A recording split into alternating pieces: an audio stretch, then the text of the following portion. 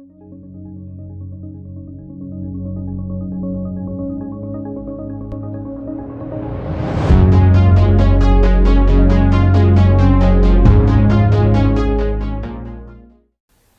everyone, my name is Kartik and my channel is about mental models. In my third systems thinking mini-series video, I will be talking about the stock and flow mental model. The concept is really very simple. Stock is the current state of something, and flow is the rate of change of that same something. Another way to define it is that the stock is something that can be measured at a point in time, whereas flow is measured over a period of time. This mental model is a way to visualize a system in order to be able to make the right adjustments to reach your goals. To use this mental model effectively, it is important to identify the relevant stocks and flows within the system, measure them accurately, and understand how the stocks and flows influence each other. The intention is to provide a more holistic understanding of a system's dynamics, and as a result of this understanding, to help you make better and more informed decisions. A flow is represented by a thick arrow, and a stock is represented by a box. Stocks and flows are connected to each other. If a certain flow increases the stock, then the arrow goes into the box. But if a certain flow reduces the stock, then the arrow comes out of the box. A few simple examples of this are, let's take population. That's my stock. So what reduces population? Well, deaths do. So that's a flow. And what increases a population? Births do. And all three items, the two flows and the stock, are measured in numbers of people. Similarly, if I take another example, let's say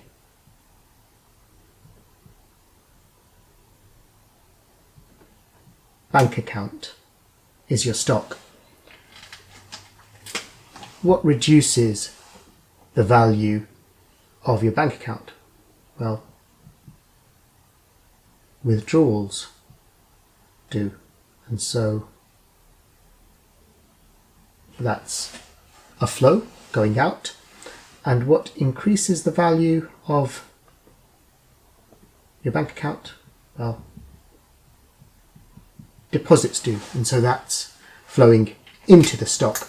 Now there are others such as interest payments increasing your bank account value, and also charges and fees which reduce it, but I just want to stick to these two. In both of these examples we must remember, or in all examples we must remember, that a stock must be something that can be measured at a point in time. Together with having measurable stocks, both stocks and flows must have consistent units. if we're measuring the amount of, say, mobile phone battery,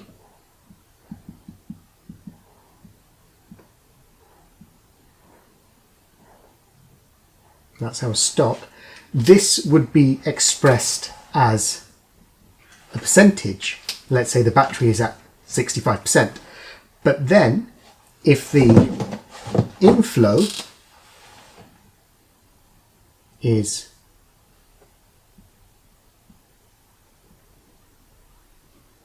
charging time and the outflow is, let's say, the number of apps used, then this isn't consistent, because charging time is measured in, say, minutes or hours, and the number of apps is just simply a number. Both flows need to be expressed as consistent units with each other and also the stock. So the inflow should be the rate of charging, which can be expressed as a percentage over time, such as, say, percentage per 15 minutes. Similarly, the outflow can be the rate of battery drain, which can be expressed as a percentage over, again, a time period of 15 minutes. This is, again, a really basic stock and flow diagram, and you're probably thinking that this isn't really a system, but I'm using these examples, all three of them, to explain the point I'm making. Now, at this point, before I go any further, I want to highlight that stock and flow diagrams are different to the ones I presented in my previous systems thinking video on pathways. They both pretty much look the same with boxes and arrows, but they are different. The drawings in the pathways video were cause and effect diagrams, not stock and flow. Stock and flow diagrams are another way to depict our understanding of systemic structure. Unlike cause and effect diagrams, stock and flow diagrams provide information about rates of change. However, stock and flow diagrams can be combined with cause and effect diagrams to show how the stocks and flows influence each other and the feedback loops in the system. Let's look at a more complex real-world scenario. Say you would like to measure how the number of teachers can impact the number of students with learning difficulties. The units for both would be the number of people.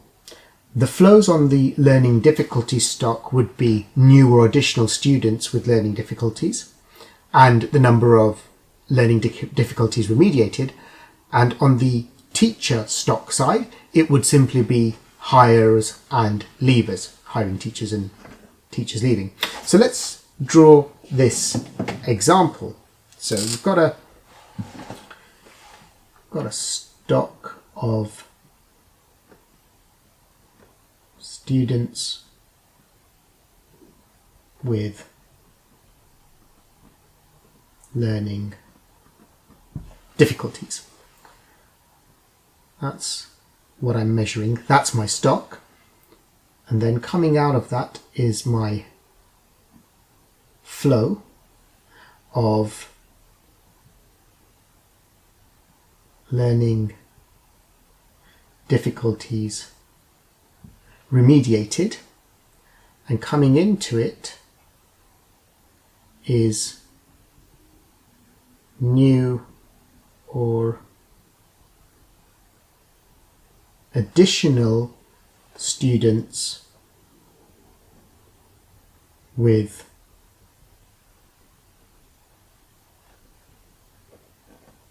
learning difficulties. It's a bit of a long flow. And on the teacher side, a little bit more simpler. If I put it down here, so we've got teachers. So number of teachers is my stock that I want to measure. Coming out of that are leavers, so that would decrease teacher numbers. And coming into that are hires, so the number of teachers that I'm hiring. Now, we could simply stop here, but this diagram is incomplete because, of course, these two things are related, but they're not connected to each other. So the next thing we need to do is establish the links between these two. The links are important for complex systems as they can be affected by stocks. The linking elements don't affect stocks themselves, otherwise they would be flows. Only flows can affect stock measurements or stock amounts, whatever they are. There are two types of links or linking elements. One type is called constants, something that doesn't change, and the second type are calculations. And the linking elements into the stock and flow diagram, into this stock and flow diagram, makes it look a little bit like this. So I'll use a different color so it's easy to see. So first of all, we've got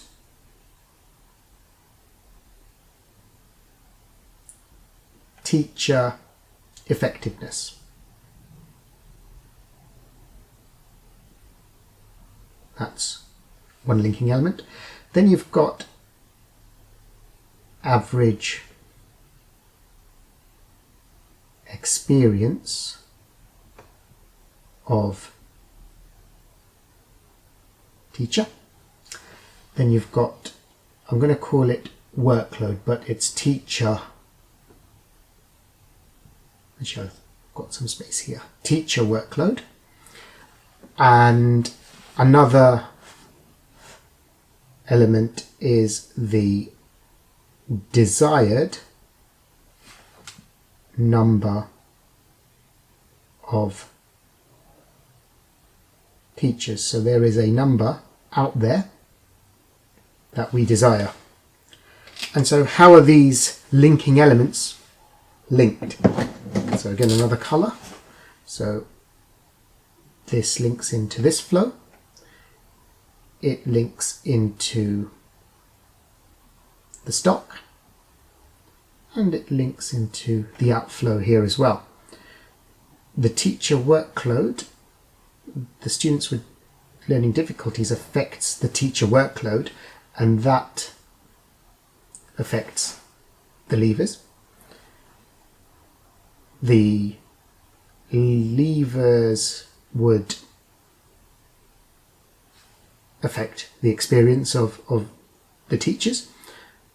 The number of teachers, of course, also affects the average experience of a teacher. The teacher stock affects the hires, and the desired number of teachers, if we haven't met it, then of course that affects the number of hires. Oh, and finally, the average experience also affects this one as well, the teacher effectiveness. So this is what it looks like. So we've got our stock and flow, and we've also got our linking elements, which are cause and effect. There's one thing I want to add to this diagram, and that is, I'm going to put in blue, those are little clouds, because these arrows go into nothing. But the clouds are a representation of the start and end. So they're not that important, in my opinion, compared to all the other elements that I've spoken about, but it's just so that they're not flowing into space. There is something there. So they depict the start and end, the beginning and end. For this diagram, the workload the effectiveness and the experience would be the calculated elements. So if you remember that I said that the linking elements are either constants or calculated ones, these three would be the calculated elements, and we would make the assumption that the desired number of teachers is a constant. So now we have identified all the different elements, we have completed the diagram. And this is what a complete system, it's quite a small system, but this is what it looks like. You can have more elaborate drawings, but this is a good level of complexity. Now, having just said that, I know this looks complicated, and you may think that you don't have time to make pretty pictures. But in reality, this mental model is actually not as difficult as the first principles mental model or even second order thinking.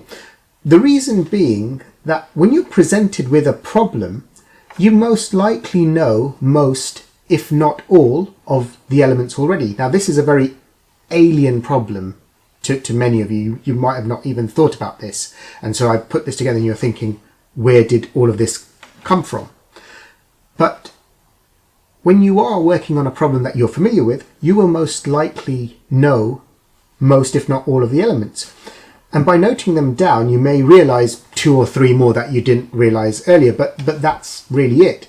So once you have all of your elements, all you do is work out what it is you would like to measure. These will be your stocks. What reduces or increases the stock, they will be your flows. And all the other elements that you've thought about that are linked in some way would be the other linking elements, either constants or calculated ones. But you link them all together, how you believe that they should link together, and voila, you have your stock and flow diagram. So although it looks complicated on paper, in reality it is much simpler. It's just about thinking about the problem with a systems thinking thought process. That's all. So it looks difficult, in reality it isn't. So that's all for this video. Thank you for watching. Please like and subscribe, and thank you to all of those who have already subscribed. It really does help fledgling channels like mine get noticed. If you haven't already done so, please watch my first and second video on systems thinking here. The first video is the introductory video, and the second is on pathways, which I mentioned a little bit earlier. Thank you once again for watching, and I will see you in the next one with another video. Bye bye.